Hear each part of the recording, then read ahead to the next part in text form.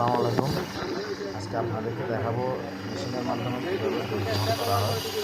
এই মেশিনটা আপনার বাংলাদেশের এলডিডিপি প্রকল্পের আওতায় প্রত্যেকটা উপজেলায় পার্বত্য চট্টগ্রাম বাদে 61টি উপজেলায় এই মেশিনটা দেওয়া হয়েছে এবং প্রত্যেক পিজি খামারির মধ্যে যে কোনো লিস্ট পিজন খামারিকে জানানো হয়। এই মেশিনটার আপনার দুধ ধারণ ক্ষমতা একটা যদি 15 লিটার গরু হয় 10 মিনিটের মধ্যে এই মেশিনটা আপনার দহন করতে পারবে।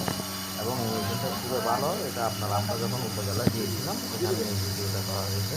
এবং মেশিনটার মধ্যে আপনার মেশিনটা দুধে দেওয়ার আগে আপনার থেকে অবশ্যই গুলানগুলো খুব সুন্দর মতো অ্যান্টিসেপ্টিক দিয়ে পরিষ্কার করে নিতে হবে। এবং একটা গরু থেকে আরেকটা গরুতে যখন আপনারা দুধ দহন করবেন তখন ওই গরুর উলানটা এবং মেশিনটা ভালো মতো জীবাণুনাশক দ্বারা পরিষ্কার করে দেবেন।